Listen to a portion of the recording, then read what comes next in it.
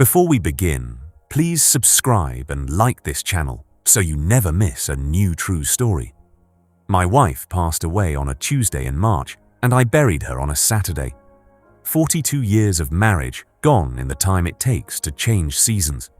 Margaret was the backbone of everything, not just our family, but our business. $42 million in timber operations across 3 states, built from the ground up by her vision and my discipline. We built it together, brick by brick, trust by trust. I'm 63 years old. I've spent the last 4 decades building something that would outlast us both. I thought my sons understood that. I thought they understood what it meant. Margaret had 2 sons from her first marriage, David and Michael. Good men, I thought. Or at least, I thought they were. When she married me, they were teenagers, angry about their mother's new husband, suspicious of my intentions. I won them over the only way I knew how, by being steady, by being present, by treating them like they were mine. I helped David through business school. I taught Michael everything I knew about timber operations. I gave them both positions in the company. When their mother got sick, I was there.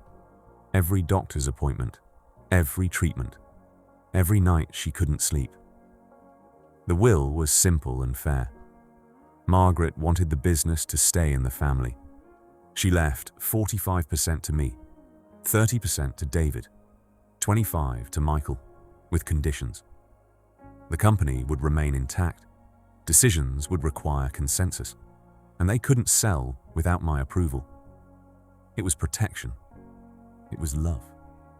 3 weeks after the funeral, David called a meeting. I remember the conference room was too cold. The sunlight came through the floor-to-ceiling windows of our downtown Atlanta office, and everything looked sharp and clear, like glass. David sat at the head of the table, my table, and Michael sat beside him. They didn't make eye contact with me. "Dad," David said, and the word felt like a knife. He only called me Dad when he wanted something. "We've been thinking about the business, about what's best for the company now that Mom is gone." I waited. I've learned that silence is more powerful than words. "We want to sell," Michael said quietly, "to Cascade Holdings. They've made an offer, a good one, $90 million. That's more than the business is worth on paper. We could all walk away, be secure for life." I looked at them both. My sons, the men I'd raised, guided and trusted with everything. "The will requires consensus," I said. "I'm not selling." David's jaw tightened. "The company is hurting, Dad. We both know it. The market is changing. Cascade has resources we don't have. We can't compete anymore." That wasn't true. I had the quarterly reports memorized. We were stable, profitable, not booming, but solid, sustainable.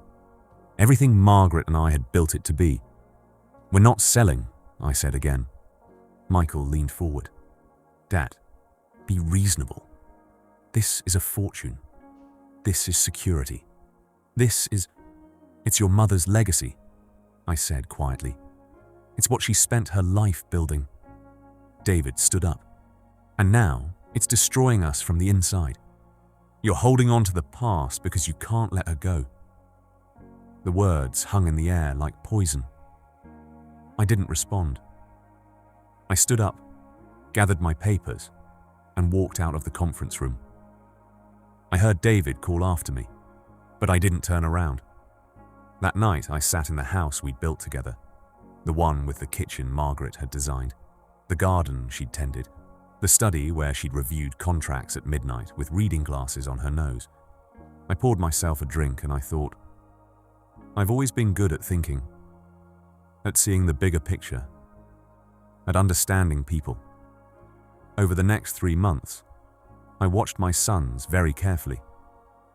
I watched as they tried to undermine me in company meetings, spreading doubt about my leadership among the mid-level managers. I watched as they lobbied the board, trying to convince them that selling to Cascade was the smart move. I watched as they took business trips to meet with Cascade executives.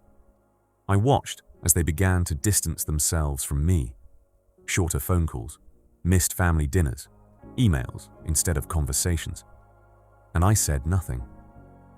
I smiled at company events. I complimented their ideas in meetings. I was the calm, grieving father, easy to dismiss, easy to work around. That's what they thought I was. That's what I let them see. But I was busy, very busy. I hired a forensic accountant, quietly. I had him trace every transaction the company had made over the past 5 years. And what he found was interesting. Very interesting. David and Michael had been siphoning money. Not a lot at first. 50,000 here, 75 there. But it added up. Almost $2 million over 5 years moved to offshore accounts in the Cayman Islands. The company's insurance policies, the retirement funds, the emergency reserves, they'd been slowly dismantling it, making the company look weaker on paper so that Cascade's offer would seem more attractive. They were stealing from Margaret's legacy, and they were doing it to orchestrate the sale. I also discovered something else. David had been embezzling company funds directly. Not just the small diversions, large amounts. Millions. He'd been doing it for years, hiding it in shell companies, covering his tracks meticulously. But nobody hides perfectly. Not from someone who knows what to look for. I turned everything over to my lawyer. And then I made a phone call to the FBI's white-collar crime division. I didn't tell them. I didn't confront them. I just waited. 3 months later, at 9 in the morning, federal agents arrived at David's house with a warrant. By noon, they were at Michael's. The charges were fraud, money laundering, and theft. The evidence was overwhelming. My forensic accountant had been thorough. My lawyer had been meticulous. David called me from the police station. "Dad, I don't know what happened. There's been some kind of mistake. Some accounts we used for business purposes, they're saying we didn't have authorization." I hung up. Michael sent me an email. "How could you do this to us? We're your sons. We're family." I didn't respond. The trial lasted 8 months. David pleaded guilty to reduced charges and got probation and a fine. Michael fought it and lost. He served 2 years. The company, Margaret's company, was safe, and I took full control. I brought in new leadership, stabilized operations, and returned the business to profitability within 18 months. A year after Michael's conviction, David called me. His voice was small. "Dad, I'm sorry. We were greedy. We were stupid. We thought we could take advantage of your grief, and we were wrong. I've been seeing a therapist. I want to make this right." I listened to him talk for 15 minutes. He cried. He apologized. He asked for forgiveness. When he finished, I said, "I heard you. I'm glad you're getting help, but I'm not ready to have you in my life yet. Maybe someday.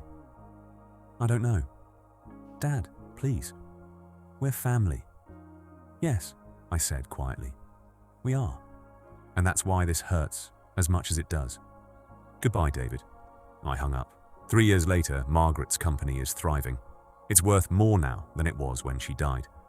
Her legacy is secure. I've established a scholarship fund in her name at the university where she studied business. Young people from underserved communities receive full tuition and mentorship. My sons haven't contacted me in 2 years. David is rebuilding his life in Charlotte with his wife and daughter. Michael is out of prison, working a modest job, staying quiet. They've both learned that actions have consequences. That betrayal, no matter how carefully disguised, eventually comes to light.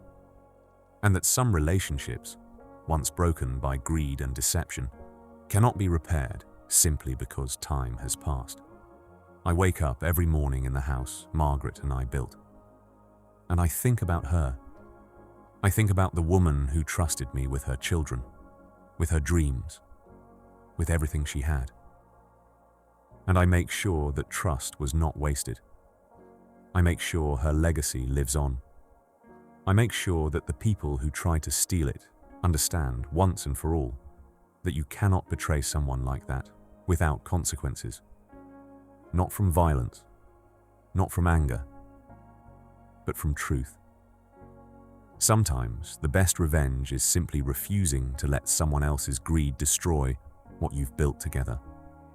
Sometimes it's knowing that you are patient enough, smart enough, and strong enough to protect what matters most.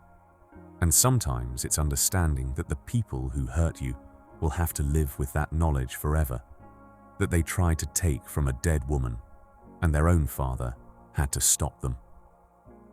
I sleep well at night. My conscience is clear. True story.